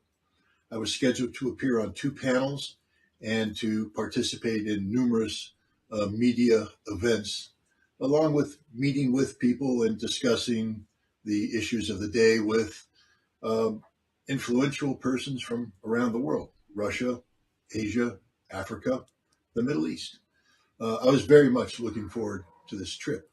It was also a trip that would, once the St. Petersburg International Economic Forum was finished, a trip that would continue for approximately 40 days, where I was scheduled to bring a documentary film crew with me to visit Russia from the Pacific Ocean to the Baltic Sea and everything in between, to document this trip, the conversations we would have with the Russian people, the cultural sites we would see, and to capture this so that we could take this experience back to an American audience and better inform them about the reality of Russia. I viewed this documentary effort as the antidote to the Russophobia that has infected America today. This was a very important component of this trip, and many people, both in Russia and the United States and elsewhere, were working with me to make this concept a reality. Unfortunately, none of this was to be. As I was preparing to board the aircraft, I was pulled out of line by 3 armed officers of the United States Customs and Border Patrol. They took control of my passport. When I asked them on what authority, they said on orders of the United States Department of State. They provided no warrant, no documentation, nor did they provide a receipt for my passport. They provided no explanation of what they were doing. They just did it. Then we collected my bags, which were removed from the aircraft, and they escorted me out of the secure area of the airport and told me I was free to go on my way with no further explanation. Just to make it clear, the United States Customs and Border Patrol is not authorized to seize passports without just cause. If they are going to do it, the 4th Amendment of the United States Constitution requires that they provide a warrant or some other form of authority upon which to conduct this seizure. And without such, it becomes a violation, an illegal search and seizure. So my constitutional rights under the 4th Amendment were violated. Under the 5th Amendment of the Constitution and others, I'm free to travel. The United States government cannot restrict my travel without specific justification, none of which was articulated to me and none of which I believe exists. So it's a violation of my 5th Amendment. And then lastly, the reason behind this, the real reason, appears to be to prevent me from participating in the St. Petersburg International Economic Forum and to prevent the work that I was planning with my documentary film crew as a journalist. This is my First Amendment right under freedom of speech and a free press. And this right was likewise violated by the United States government, by the Biden administration. We have to ask ourselves why they would do this. You know, I have traveled to Russia 2 times in the last year using this same passport. On each occasion, the U.S. government was notified in advance of my intent to travel, what my itinerary was. There was nothing by surprise. I was not off on a secret mission. The U.S. government knew full well what I was planning to do. And this is why I believe they acted in the way they did. This has a chilling effect, not just on me and the work I was doing, but on all Americans who choose to speak out against the policies of the United States that they disagree with, and to travel abroad at the same time that they are criticizing the U.S. government. What the U.S. government is saying is that we can control your movement. We can control your life. We can punish you for what you've been saying that we disagree with. This is not the America that I took an oath to defend with my life. I served for many years in the United States Marine Corps as an intelligence officer. I've served in wartime. I've served in dangerous locations, all in defense of my country, in defense of the Constitution that I've taken an oath to uphold and defend with my life. The government of the United States does not reflect these values. And the America that this government is seeking to shape is likewise an America being shaped outside of the framework of these values. I will continue to fight not only for my rights, but for my nation that I love more than anything else. I'm prepared to give my life for America. I'm prepared to fight for America, and I will continue to fight for America. And the best way to fight for America is to remember two things. One, the Constitution of the United States begins with the phrase, "We, the people of the United States." Never forget that the American people are in charge, not the government. The government works for the American people. And Abraham Lincoln, in his Gettysburg Address, reminded us that this is government of the people, by the people, for the people. You can't take the people out of the governmental equation. I am a person, an American person. I am the people, and I will never let the American government forget that fact. Yes, liberty and justice for all. Yeah. Sorry, Scott, I guess it's not the America that you think it is anymore. I don't know if it's ever going to come back. Was it? Yeah, what's that? Was it the America everybody thought it was anyway? Yeah, well, actually, it started going off if you study history. And I think he did, actually, you know, but I think he's actually, he likes more like what America stands for. And then, of course, it was something very unique in those old days, but it started going off course, you know, right away. It was the best thing going after that. You think it started when in 1962 going off course? A lot longer before that, actually. It started right away. After Shays Rebellion. After the assassination? Under George Washington. Shays Rebellion was the first time when they massacred a lot of people. There's a lot of these things in history, but of course you don't ever learn them really in American history anyway, not in a history class. So, but I was going to mention something as well. You know, Scott Ritter, I remember when he was talking about Bucha, and he said that was all fake, you know, that the Ukraine faked it all and the West went along with it. And Maria Zakharova, when she was talking about the Clooney Foundation, she actually invited the Clooney Foundation to help journalists in getting, she says, can you help us to get the names of these people that died in Bucha? And of course, they're not going to. And Russia has been countlessly asking and asking and asking, tell us the names of these people that supposedly died in Bucha, you know, and all this sort of thing. And everybody's sounds like... Give us the black box. Yeah, just like that. The black box, supposedly, of that MH17 or whatever the heck that was an Indonesian liner. Malaysian that Russia shot down, supposedly. Yeah, and you know, when that Ukrainian pilot got out of the plane when it landed in Ukraine and said, I think we got the wrong plane. I mean, that's actually the plane they're talking about. But I don't know what that pilot was talking about. I mean, I think he just wanted to go see what plane. You know, they were up in the sky, just plane spotting and flying around. Yeah, and they just were looking at planes, and I think we got the wrong plane, meaning that they just they thought it was a bird or something. But anyway, Bucha, the victims of Russian violence, and that. But as I stated for I don't know, and I've known for at least 20 years, the fact that the U.S. government does not operate by, of, or for the people anymore, and it gets worse and worse as time goes by. And, you know, unfortunately, that's a lot of people are realizing that. It's, and I don't know if the United States will ever return to what it is supposed to. I mean, not even any semblance of that. So you can... It's more like for the donor class. Yeah, yeah. But Zelensky, if you talk about Ukraine... Hey, did you see he bought a casino? That's exactly what I was going to get to. There you go, sorry. You know, he doesn't have to worry about any of this stuff. 200 million. He's not a victim of Russia's violence because along with all his houses and his mansions and everything all over, he just bought that 200, what is it? 200 million. Cyprus. Yeah, $200 million. Now he's going into the casino business. You know, he need to wash the money. To wash they have washer machines there too. Yeah. But he's in the movie industry and he owns mostly all the TV stations, everything like that in Ukraine. So he's got his own network and all that sort of stuff. You know, and he bought that casino through an offshore company. I think they even have the name of it. And there's a guy, I mentioned him before. He has some really good quotes. The guy, he used to be a Pentagon analyst, not analyst, an analyst, Michael Maloof, and you can find there's videos with him in him and all that. And so he knows what's really going on, and tells it like it is. He says about Zelensky, this clown has just about become authoritarian.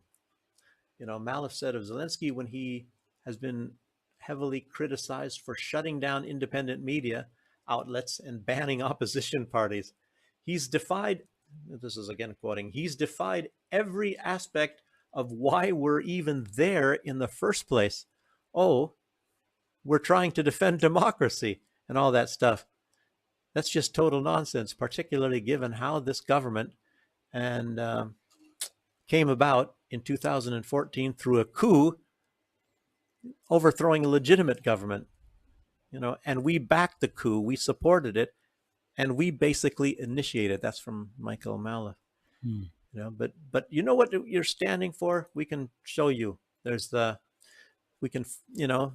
there to feed the meat grinder. So there's some videos we can show you about what it's all about. I mean, look at these people volunteering. Look at these people volunteering to go to the meat grinder. They're lining up. Yep, they're lining up. Look at, and they're so anxious to get, They're falling over each other. Yeah, they're falling over to rush. To rush to that van. Yeah.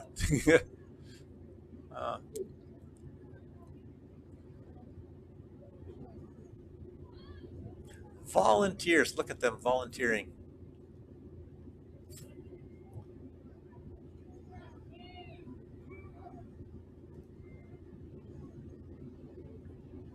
Oh, a few kicks, a few punches. Probably hitting a woman. They're doing a lot Так працює ТЦК. They hit women and stuff in some of these. I didn't. There's so many videos of these volunteers. I mean, people volunteering. So I just put this one in because there's a lot of people involved, And then we have another one, a meat grinder. There's thousands of videos. Avoidance. There's a guy that made it away. I mean, I think he made it. It looks like it. Oh, this is where they tried to run the guy over. Is that the one? Oh, yeah. That's the one. That's the one. I have that. That's meat grinder avoidance. I named it. It's this one. So they chase. The recruiters are in a van. They're chasing this guy on a bicycle. Yeah, with the van. There they go. Knock him off. And they put it in the ditch. Let's get him. Send him to the meat grinder.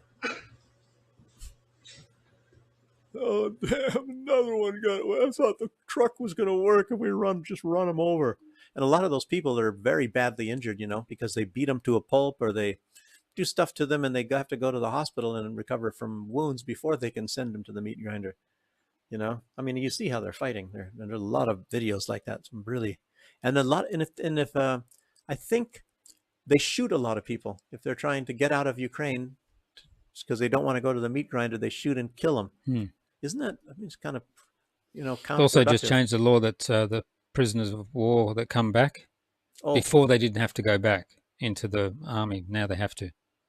Oh, jeez. So you'll see a lot of the powers now. They'll be in Russia going, I don't want to go back. Don't swap me, please. Jeez. I don't want to go. Yeah, I tell you, I don't know.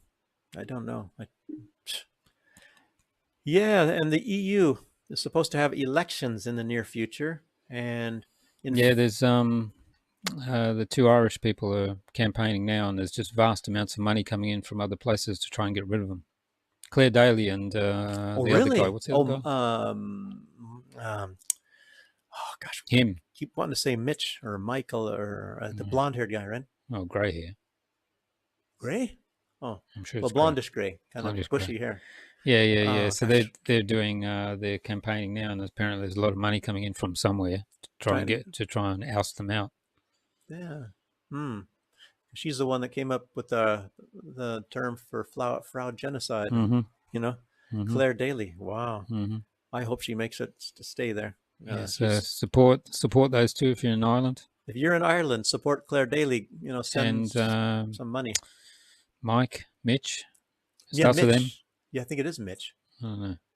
Yeah, Mike. Aren't we bad news people? Mike Mitchell. Oh gosh, I don't even know. Oh well, Claire Daly, we didn't forget. But there's a lot of other things that are kind of Maybe it's Mick. Mick Mitchell, Mickey, maybe. I don't know. A lot of people are named Mickey. But Marine Le Pen, her people are supposed to be winning, so that's going to be good. They said she's supposed to win big. And who else? In, I think, Italy, there's a guy. Oh, I forgot his name too. He's supposed to be winning. And Slovakia, the people of Fico, who got... Mick Wallace. Oh, okay, there we go. Mick Wallace. We were wrong. I was wrong on everything. Oh, he's got blonde hair. Yeah, you're right. Well, blondie grey, yeah. Mick Wallace. Kind of like me. Yeah. But I'm young and handsome. I just fact-checked this. There you go. Okay. I wish I had that hair. But anyway, mine's a little bit thin. The mirror tells me anyway. So, anyway. You can wear a wig. Yeah. Like in the 18th century. Like some of these guys that are trying to avoid getting volunteering in Ukraine. Yeah, and dress as well. Exactly. No, you can't do that here. Oh, that's right. I'm in Belarus. Yeah. Speaking of which, Georgia's putting in a law to stop that as well. Yeah, no promotion of LGBT stuff in Georgia. They're putting a law in. I'm just totally amazed, because it's not illegal to do it. It's just illegal to promote it. Yeah, that's the same thing as Russia is doing. You can be gay and all that. Here. Yeah, but you just can't promote to be gay like in America, like Obama was doing and all that. Yeah. But it's amazing in Georgia because I thought the U.S. has pretty much taken over that. Even from not just the Saakashvili things, but that Dream Party seems to be doing the right thing. Yeah, it's really amazing. I can't see how this is really even happening, and I foresee that they might have a kind of a decent relationship with Russia in the near future. Right now, I don't hear anything about it, and luckily not, because then they would be called Russian agents or something. So that law did go through, the Foreign Agents Bill, so that's through. Yeah. Wow. So that's law now. So now they're going on to this other one. Oh, yeah. I also was reading that they're planning a Maidan there. I mean, the West is planning on an overthrow of that government. Of course. Because they lost in that. And I don't know, they really, really want Georgia. It's the underbelly of Russia.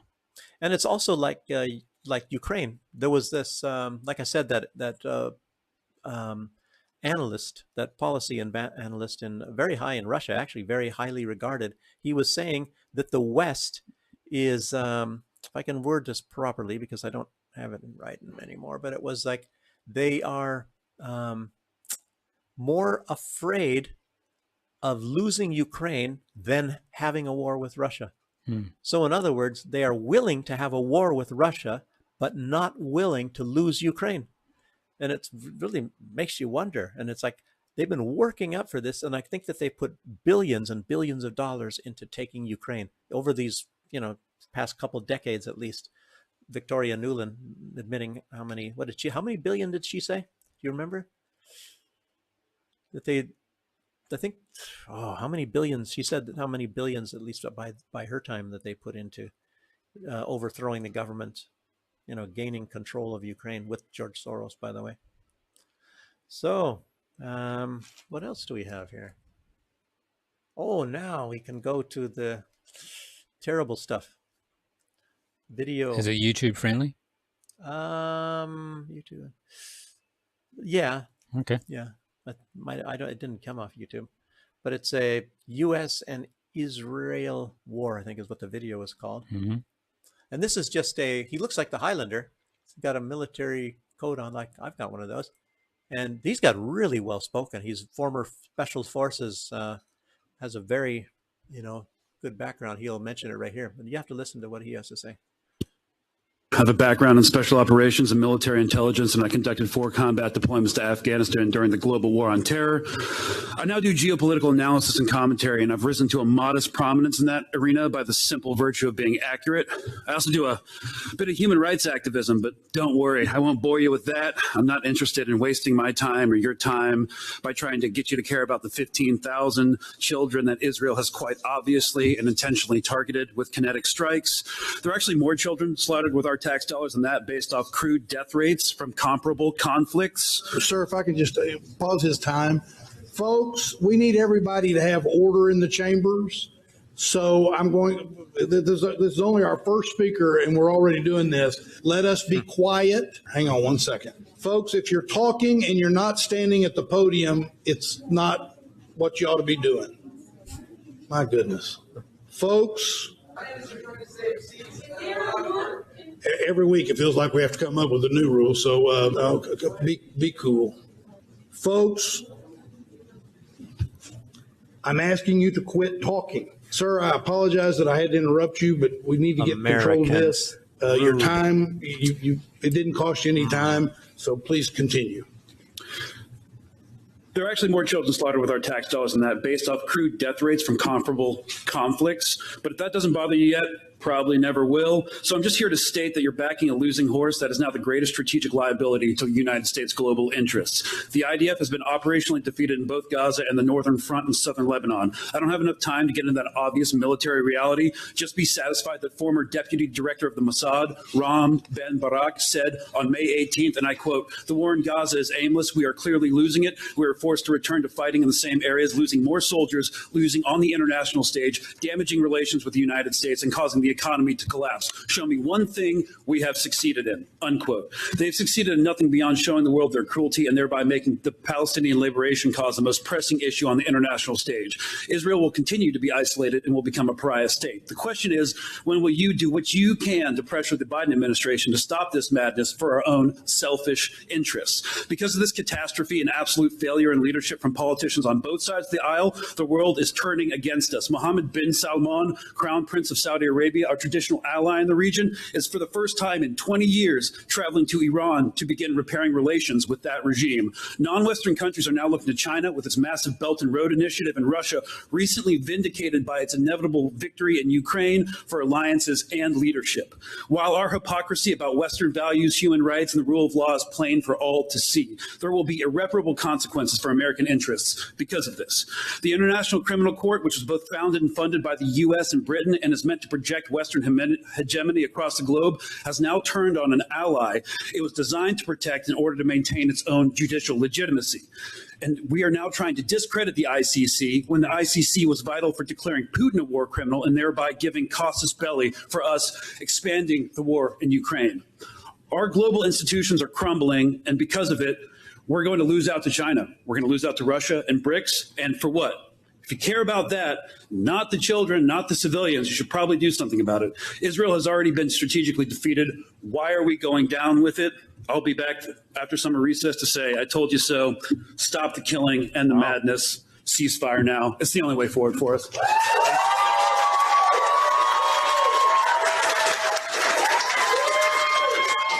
That guy's good. Yeah. Wow.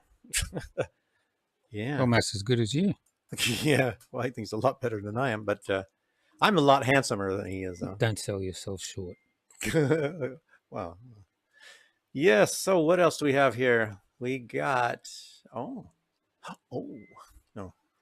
but Israel, I tell you what, I mean, everybody's watching what's going on there.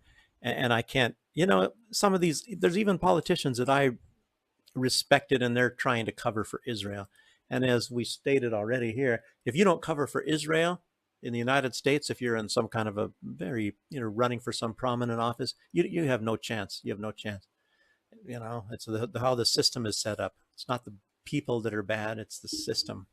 And of course, there are some bad people in the system. And just before me coming here, I saw reports that Israel is bombing parts of South Lebanon. They already were doing it anyway, but it's not the big attack yet, but it's, well, I think British intelligence said they're going to attack Lebanon mid-June. Yeah. Well, at some point in time, and I think They're going to get their asses kicked. When were they supposed to have this meeting of this war? Tonight. Tonight. Yeah. Yeah. But they're not winning in Gaza. And like what this guy just said, that the areas that they've already attacked and destroyed, they're having to go back there again, and fight again against Hamas. So Hamas has moved into the places that are already destroyed, and they're still there, hiding in the rubble, I guess, somewhere, and and they're attacking, IDF from the rubble. It's incredible. So they haven't really won anything, and I don't know, but of course, the Palestinians are the ones losing more than anything as well. When you think about it, the United States is losing all their credibility. The United States is behind all this stuff. And they brag about it, that that's their military base in the Middle East. So what's this one with the fire? Is this a train going through? See. Oh, this Lebanon. And I'm not exactly sure who started this. If Israel started burning parts of Lebanon, or if the Hezbollah started burning parts of Israel. However, Israel at this present time, probably right this minute, is burning portions of Lebanon, and maybe response for that. And a lot of the officials are calling to burn the entire country. Ben Guyver or whatever is one of the ones. He's, but anyway, watch some of these videos.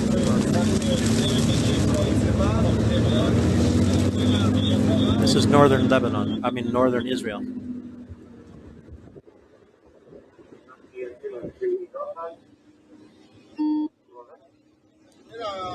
Is this to get rid of the foliage before they invade? I don't know. I'm wondering if this is like destroying crops, and there might. I'm not sure. They didn't state what it's about. But Hezbollah is more like guerrilla warfare, I believe. So that's not. They're not going to need to. Matter of fact, they would want to have cover or concealment. Yes, and there's another one as well. I think we have part 2. And these fires are going apparently when earlier, I think late yesterday, they were mentioning 20 locations. What it is right now by this time, I don't know. Yeah, so this is number 2, daylight hours. You can see that's a huge area, probably forested area. And it looks like olive trees probably in the front, Israeli olive trees. And as you know, as you've been watching over time, at least in my age, and I think I remember seeing a lot of this stuff even as early as the 70s. Israel, normally they come in and these olive trees take many years to produce well. And the settlers come in and they destroy and burn and take down all of the olive trees of the Palestinians, and then they got to start all over again. So that's not a fun thing.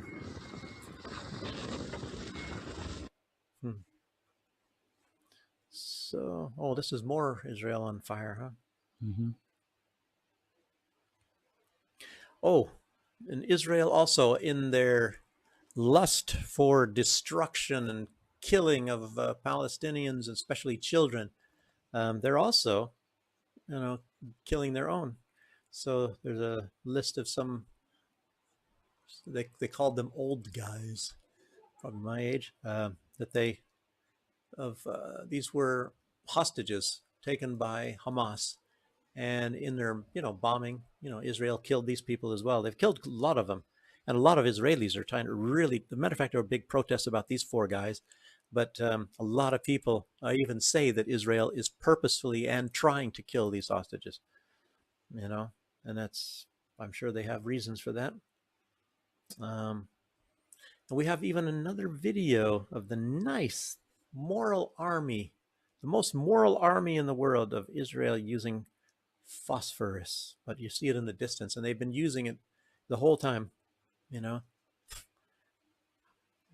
it's banned substance, white phosphorus, because you can't put out the fires, when it gets to your skin. You have to put it underwater.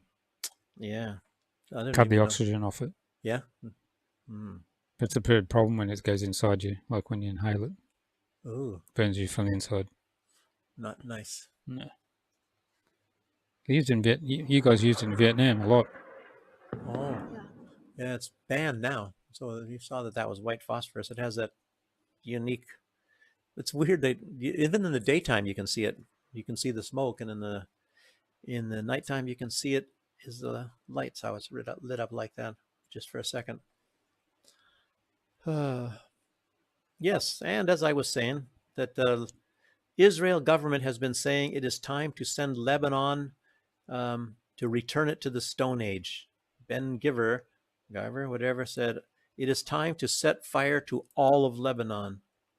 He's the Israeli National Defense Minister, and he actually orders people to be doing a lot of this stuff. So that's why right after he said that is when they started doing massive burnings all over in southern Lebanon, at least. I don't even know how much resources they have to do all of Lebanon, as he says. Yeah. And also Sergei Lavrov now, he is visiting many African countries. And he was in, I guess it was Burkina Faso, huh? That's Burkina Faso, that leader? Oh, that's the photo you gave me. Yeah, I think that's him. Looks like the flag. Yeah, they had more photos of them together too. He's also a big guy. And yeah. Did they kick the French out? Yeah, that's one of them, a lot of them. And I think he's, after leaving this country, I think tomorrow he's in Chad. So, yes. So they're making regular, frequent trips, and they're very welcome in most all African countries. There's a few that are on the side of the West. Because, as my wife said, the Soviet Union never exploited them like the West. They always tried to help. So they've got memories of them always trying to help get rid of the colonials. Yeah. Yeah, and they also know what the world's going through, and like right now with the U.S. reserve currency and how they're manipulating everybody and going, it's taking resources, and they're only good for military bases and keep the people poor. Treat them mean, keep them keen is what the U.S. probably says about that. And now we can mention our friends, the compassionate movement of Ansar Allah. AKA the Houthis. The Houthis, yes, indeed. Ansar Allah is what I think maybe they like that better. It's developed its own missile called Palestine. I guess it's a good missile that they can launch. I think probably because it has a range to hit Israel. And these are kind of amazing people with their morality. They don't, like I said last time, they don't get anything for this, and just they don't like that Israel can just run roughshod over all these people in the area. Yes, and they've already tried that missile, so I guess they're making it already, and it works. So, yes, and another report I read before coming here. It's much like I was telling you. I said about Gotland, and I was saying that I'm going to mention something about another island. And Gotland was Sweden, and this other one is, we have another map. It's a photo. And I was thinking, isn't that the place right by where they blew up the Nord Stream pipelines? But I don't think it is. It's a Bornholm Island. And this one, they mainly want to use to put, let me see, let me make sure that I see, to put the Typhoon systems and to be able to launch Tomahawk cruise missiles from, having the launch pads all over, and to, launch them against Kaliningrad. And of course, Gotland was one of the other ones too, but this one is the main one to launch missiles on Kaliningrad. And this... So NATO's a defense organization? Yeah, it's like Israel. Like Israel's defending themselves, by killing all these women and children, NATO's babies. defending by putting all these missiles not targeting Russia? That's, that. NATO was defending themselves in Libya because... Yugoslavia, because, you see? Now you understand, right? Yeah, okay, I got it. Yeah, that's a defensive alliance. Trust us. Jeez. Really something, huh? But this, I think this one was also proposed by the Swedish military, to be, use that as a launch pad. Oh, that's what I was saying, and I did write it down. The president of Latvia, Edgar Rinkeviks. I could have put a picture of the guy, but he's really not that good to look at. Is he the gay guy? Yeah. How did you? Damn. Are you sure you're not on that side? That you are not one of them? No. How did you know that? Because no, just kidding. It seems to the women and those sort of that side of the people seem to all run the country as similar, with emotion and irrationality. Huh? Have you noticed? I was thinking it was weird about who's that? Here's a controversial statement from Finland that's gone. Women shouldn't run countries. Yeah, there's not that many of them that are. They're not like Tulsi Gabbards that are always rational and things like that. Instead, you get like Liz Trusses or stuff like that. But actually, Angela Merkel was okay, but there's some exceptions, you see. Yeah, there's always an exception to the rule. But yeah, just generally. But Edgar, and I thought she was going to, because she was terrible in the opposition, and in my opinion, back against Gerhard Schroeder when he was the chancellor. But yeah, Edgar Rinkeviks, he has proposed. He's the guy that's proposing to close the entire Baltic to Russia, and it would cut it off Russia from Kaliningrad. And I guess it makes you wonder what I'd like to ask Dmitry Medvedev what would Russia do if that actually happens. But I don't know if there's any tweets out there. I didn't see any yet, but I'm sure Dmitry. And there's us. There's us on the right there. Oh, there we are in Minsk. Dang, look we're not too far from it. No. That's not a good thing. And more that I saw. People should subscribe to us. If there's a war starting, we'll be on the front line. Yeah. I don't know how for long. Just think we'll be popular then, because we're... Yeah, for about 10 minutes before we get nuked. Yeah. 10 minutes of fame, what I've always wanted. Yeah. Or 15. We'll get 15 and then we'll get nuked, because it'll take that long to get the nukes here. Everybody gets their 10 minutes of fame at some point in their life, yeah, right? Exactly. There was this one girl, I heard she had a minute or two of fame. They were waiting for the recess bell to ring in school, and it's all quiet, and the teacher's up there and all the students are sitting there, and this girl just couldn't hold it anymore. So, she was known the rest of her time. Is this a story from your high school? Yes. No, it's from grade school. She was still well known in high school for that. So I guess that's something you take with you. So maybe have years of fame after that, poor girl. Yeah, so subscribe to us, because if it starts off, you'll be able to watch us for about 15 minutes. Yeah. And we'll get nuked. Yeah. That'll be the end of it. You might even catch some of the... Flash. Yeah, the flash. Yeah, gosh, dang. So what else was I going to say? Oh, Ukraine. Again, as you hear about all this crazy stuff, and your mind doesn't want to absorb this stuff, so it's like water off a duck, and you kind of forget all the corruption and the terrible things that that's going on. I mean, but we keep showing the people volunteering for the military. I mean, you guys see those with the guys in the green. They come and stick you in a van. They give you a free van ride, even, by the way, down to the processing station. But also, they are caught in the organ trade, selling organs. And this time, the deputy organs? For church? No, not the ones in churches. Okay, sorry. Unless you call your body a church or something. But, the organs.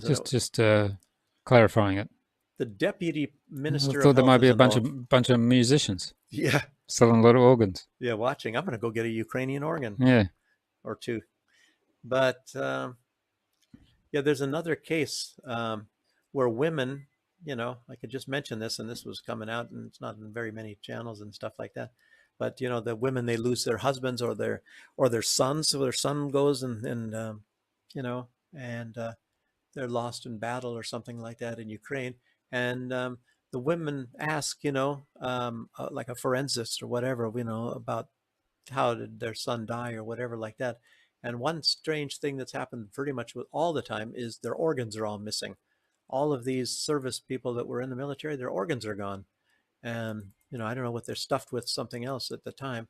And the doctors have reported to a number of these people, a number of these women that wanted to know that these men were still alive when their organs are taken. So that's not a very pleasant thing to hear. No, not at all. So, and I've just upset a few people on the channel. Yeah, Look. and you did. Oh, country 404. Yeah. Yeah, but Not found. Not found. Yeah, but I don't know. I was going to say something else. You're talking about the body bags, because that's what they are now, isn't it? They're just body bags. There's nothing inside them. Oh, wow. Empty shells. No, not that. No. Anyway, whatever it was, it must not have been that important. Forensic doctors. Yeah. So, I was saying about like the men were still alive, and of course, they was already reported at the beginning of the war. They were doing some horrific stuff to Russian prisoners of war. That's that same sort of a thing. Yeah. So, I mean, I tell you what, this is really gruesome stuff you hear about. I don't know. Ugh, terrible.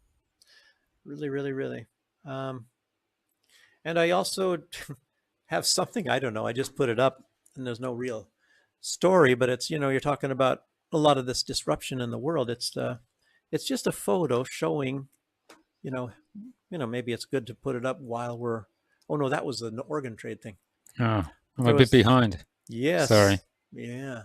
I forgot about that one. But this is the Northern Sea Route. Yeah. And almost 10,000 kilometers shorter. Yeah, this is, we're talking about the St. Petersburg Economic Forum, and I don't know if St. Petersburg is going to be one of the recipients to these places. Let's see, does it show on there? Yes. And I believe if you look on this map and you see Murmansk, and actually that's not a bad location, because that's, I believe, where Belarus is going to get their port. They're getting they're building a port right now because, as you know, Klaipeda, which was in Latvia, I believe, Latvian Republic. The Baltic states have cut Belarus off, because Russia or Belarus is attacking countries all the time. Yeah, look at Belarus, this long history of attacking all these countries all this time. I don't even know why the heck they're so vehement against Belarus, because Belarus is friends, to a large extent with Russia, even though they're not taking part in any of this military. That's it.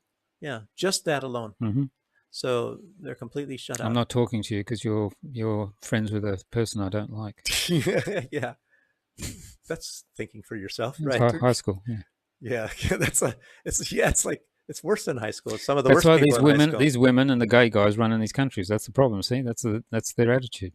Yeah. Jeez. You don't hate the person that I hate, so I hate you. In other words, Yeah, that's rational thinking. Yeah. Jeez. Incredible. But look at this. This is pretty amazing. Vladivostok, you thought that was a longer distance, Bering Strait. But what about the United States and the Bering Strait? They have, what are some of these, Naknek and some of these other places, parts of Alaska, these little islands and out there. I don't know how close that actually becomes, but I'm pretty sure probably Russia's got enough of a sea route going through there. Well, there's Alaska there. The U.S. can't. And there's the Aleutian Islands. Oh, the Aleutians. So there's the Aleutian Islands here in Alaska. Wait a minute. So I'm talking. Yeah, I was talking about down there, and the end of the Aleutian chain is probably like Naknek and Unalaska. Cold Bay is much further up, Sand Point, but that area. Just to let people know, you used to live in Alaska. Me? Yeah. For 3 months. Oh. No, well, 4 months. You used to live in Alaska. Oh, yeah, 3 years. Oh, what's that? Yeah. It doesn't compare with me with 3 months. Yeah, exactly. 4 months. Yours was an intensive 3 months. Yeah. Yeah. That's true. But it was in the warmer months anyway. It's a great winter there. But it was still kind of cold. You couldn't really, you had to, I've got a photo where it says minus -45. 45. Huh. I think Russia gets to minus 60 sometimes. Yeah, but after coming from the tropics where it's 35 plus, it was a big shock. Yeah. I went from Alaska to Hawaii because I was there in those months, and I said, I'm going to go to Hawaii. A lot of people go to Hawaii from Alaska. That's their vacation spot. Out of the freezer into the frying pan, I guess they say. But But this area... But the snow's there really dry. Do you know that?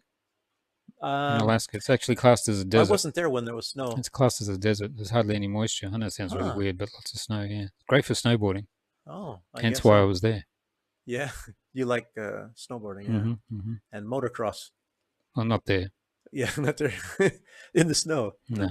You can invent No, it's great really great snowboarding there. Okay. Yeah. Summer's great too, actually. But this, what you're showing here, the Bering Strait, I didn't, I'm not so familiar with that area up there. And if you like halibut, that's where that comes from. The Bering Strait. Yeah, we had it too. We had I remember working with them mostly in the freezer. I wasn't fishing any halibut. They had smaller boats, and then these monster-sized fish, very good. I liked the. Next time we go to the SFB, we should have some. Mm-hmm. Instead of fish and chips, we should have some halibut. Yeah, they got halibut there. It's nice. Okay. That John Dory's shops, you've seen them here in town. I'm not sure. Anyway, they sell halibut as well. I know the name. They sell halibut. It's nice. Oh, I think I did see a sign. Yeah, they're nice. Okay. I'll have to look for nice that. White fish. Yeah. Yeah, and you don't have to pick little bones out of your teeth all the time. Yeah, some of it. Really? I'd never had to. Maybe I had some good cuts because, when you have the big fish in front of you, and some people, they can cut off the good pieces where I guess there isn't any bone, or the bones are big, and you don't have to worry about it. I don't like the bones. I tell you what, the little bones, and no, thank you. That's the only reason I don't really eat fish. You're a lazy fish eater. Yeah. Oh, I don't like it either. So there you go. Yeah. Anyway, fish and chips. Back to the Bering Strait. Yeah, interesting area. I don't know that up there. Okay. Anyway, good to see it on the map. That's about all that I have. I don't know. Do we want to go into the things you don't see in Belarus? No, not yet. Not yet? Not yet. We've got a couple other things, I think. We've got, okay. What do we got? What do we leave out? On the nuclear war front, Germany's saying that they haven't got enough shelters, so just go in your basement. Okay. Yeah. So yeah, just get buried alive in your basement. That's fine, and then drown, especially in Berlin, because of where they flood, of course, because they're on a high water level, as you know. So yeah, duck and cover. So you get stuck in one of those and you slowly drown because there'll be no electricity pumping out the water. So there's not enough large bunkers. So preppers, get your basement out. Children, get under your desks. Duck and cover. Duck and cover. Yeah, like they told you in the old days. Yeah, Americans. Yeah, duck and cover. Yeah. So yeah, and put your hands over your head too. Yeah, that helps a lot. Yeah, unless you get it behind your head and you push while you spread your legs and pucker your lips and kiss your but you ask goodbye, they say. Hang on. We also got in the UK, the new banknotes are out with Charles on them. Oh, look at that. So I suppose they'll change them soon again. Yeah. Elizabeth was on for many, many, many years. Yeah. So I'll tell you what, buy your notes, because these are probably going to be worth a lot of money, because they're not going to be printed for very long. Longer, yeah. If you're into the royalties. And what else we got? I can't play that. And Farage, he's running for office now. Nigel Farage. Which office? The election coming up. He's going to be an MP. Oh, okay. Or trying to be an MP. He's not going to be an MP. He's going to try and get elected as an MP. And this is you can hear what he says here. Listen to this. What do I have to offer you? Well, I can promise you that I do know one thing: that a woman can't have a penis. Okay? A man can't have a baby.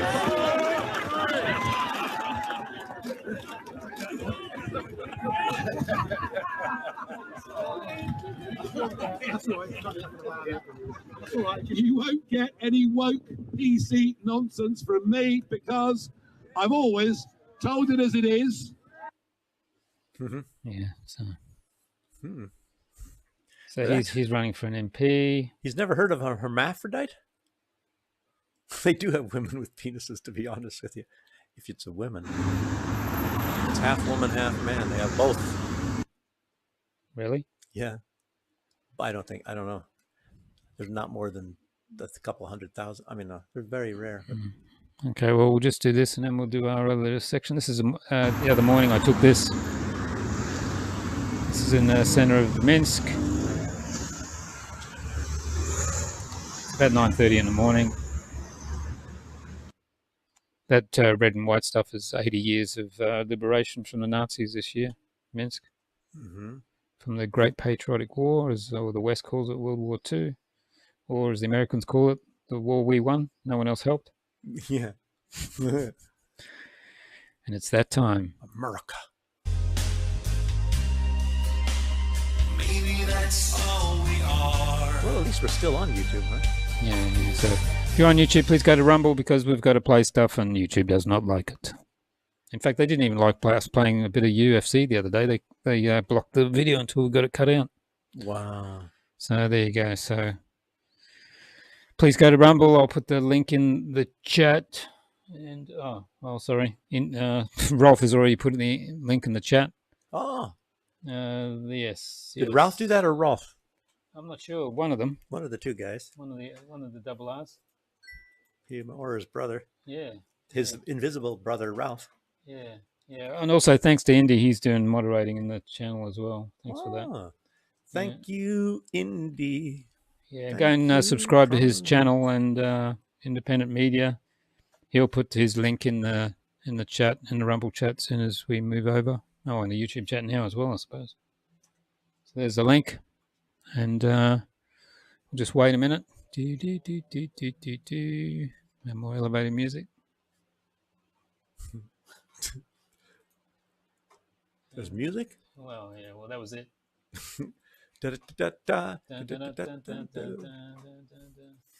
Okay, I'm going to cut YouTube off. So if you're on YouTube, please go to Rumble. Go to the snack bar.